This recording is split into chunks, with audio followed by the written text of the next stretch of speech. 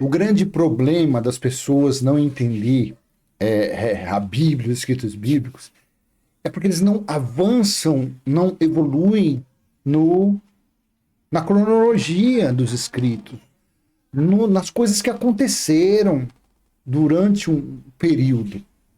As pessoas ficam no Evangelho de Jesus de Nazaré, que nem agora mesmo o irmão fala sobre João capítulo 14, eu não entendi se é o versículo 2 e 4 ou é o 24. A pessoa, ela se apega, ela fica em Jesus de Nazaré. Jesus de Nazaré, o fim dele foi na cruz, quando ele disse, tetelestai, está consumado.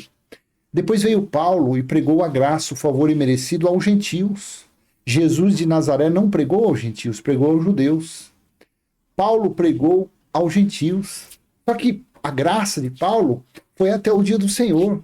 Porque quando chegou o dia do Senhor, que está aqui em Apocalipse 1:10, no dia do Senhor achei-me no espírito e ouvi por trás de mim uma voz forte. A pessoa não procura entender o que significou esse dia do Senhor. Os editores, por ser a maioria teólogo, essas coisas aí, tanto que o dia do Senhor aqui, por eles acharem que esse dia do Senhor é domingo, coloca o dia do Senhor aqui com D minúsculo.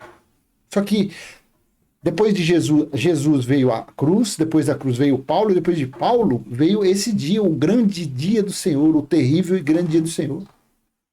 E depois, durante os 22 capítulos do Apocalipse, nós temos o 14, Apocalipse, capítulo 14, versículos 6 e 7.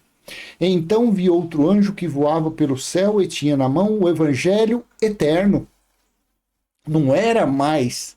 João estava vendo de uma forma espiritual um anjo, que é um espírito, estava com o evangelho eterno. Não o evangelho, porque evangelho é boas notícias, boas novas do reino de Deus, que estava próximo.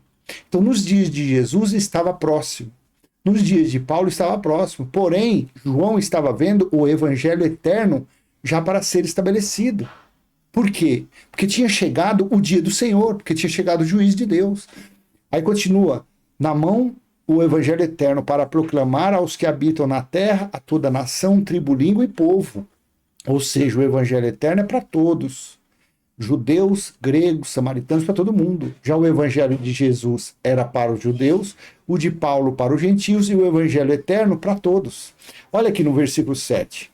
Ele disse em alta voz, temam a Deus e glorifiquem-no, pois chegou a hora do seu juízo. Adorem aquele que fez os céus, a terra, o mar e as fontes das águas, pois chegou a hora do seu juízo, gente. Isso aqui estava acontecendo lá no ano 69 ao ano 70. Foi lá quando o templo foi derrubado, foi aniquilado, foi destruído. E aí foi estabelecido que o evangelho eterno, não mais o evangelho de Paulo, não mais João, Mateus, Marcos e Lucas. Nada disso, isso ficou para trás. A graça pregada por Paulo ficou para trás. Por quê? Lá no capítulo 21, versículo 3, ouvi uma forte voz que vinha do trono e dizia, agora o tabernáculo de Deus está com os homens. Não estará, não ainda estará, não. Estava sendo estabelecido ali o evangelho eterno e o templo espiritual de Deus, não mais templo terreno.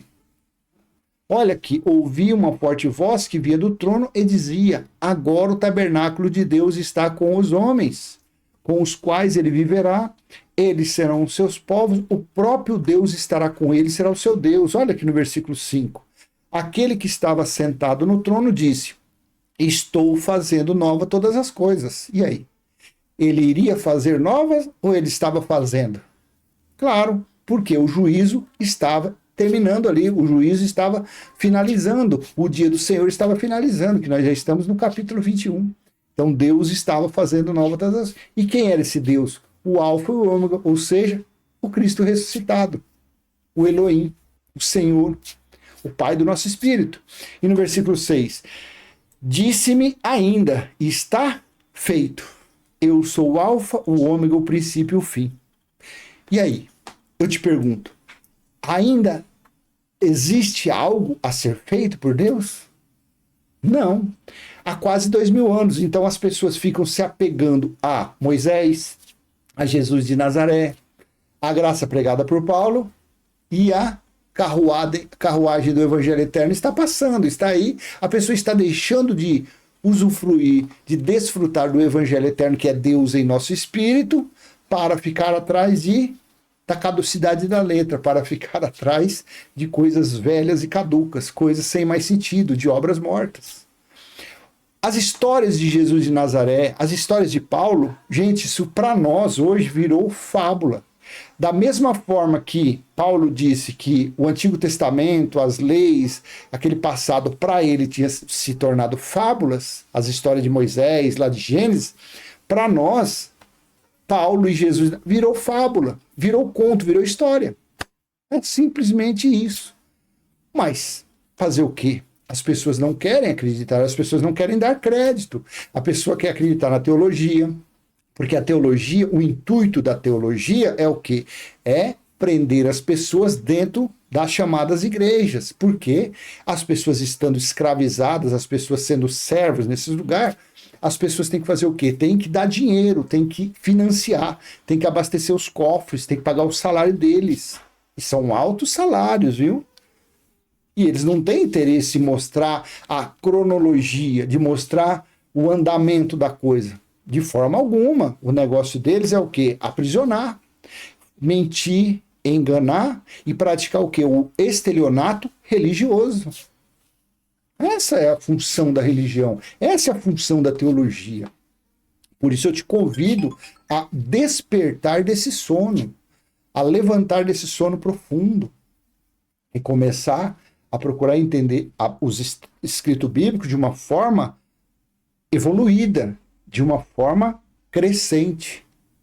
Veio a história do início, veio as profecias, veio as leis, veio as profecias, veio os salmos, veio Yeshua, Jesus de Nazaré, veio Paulo e veio o grande dia do Senhor, profetizado em Amós, Joel, Sofonias, Lamentações, Isaías, Jeremias, Ezequiel, Malaquias 4, 5.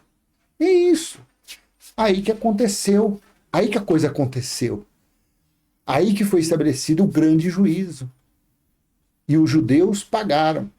A nação de Israel pagou as suas peripécias. Os teus feitos foram pagos. Tá bom? Então eu vou deixar essa pequena mensagem com você. Espero ter sido útil de alguma forma. E se foi, joinha, coraçãozinho, compartilha, comenta. Que mais? Se inscreve, ativa o sininho e vamos em frente. Eu vou em frente, passando esse simples e humilde entendimento que eu acredito que é Deus que vem dando a cada dia. E se for útil, você pega para si. Se você achar que não, você descarta. Não vai mudar absolutamente nada na sua vida. Se você acreditar na Bíblia ou não acreditar na Bíblia, não muda nada. Se você é um ateu ou não é ateu, não muda nada. Não muda nada. Bom, o sol vai continuar nascendo para o incrédulo e para quem crê. O sol vai nascer para o religioso e para o não religioso. A chuva vai cair na terra de um ou de outro, da mesma forma. Porque o juízo já foi feito. Tá bom? A grande ceia do Criador já foi realizada. E não há mais nada, não há mais nenhuma promessa. Deus não está devendo mais nenhuma promessa para ninguém. Basta cada um de nós tomarmos posse da verdade dos escritos bíblicos e desfrutarmos do Evangelho Eterno, que é Deus em nós, 24 horas por dia.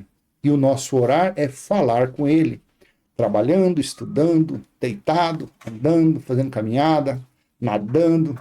Fique à vontade, porque Ele é Espírito. Ele não está em um templo de pedra, Ele está aqui, Então basta você aqui agradecer, ou pedir, ou clamar, ou suplicar na sua mente, e você vai ser agraciado pela maravilhosa presença dele aí no seu espírito, tá bom? Até a próxima. Beijo no coração. Tchau, tchau.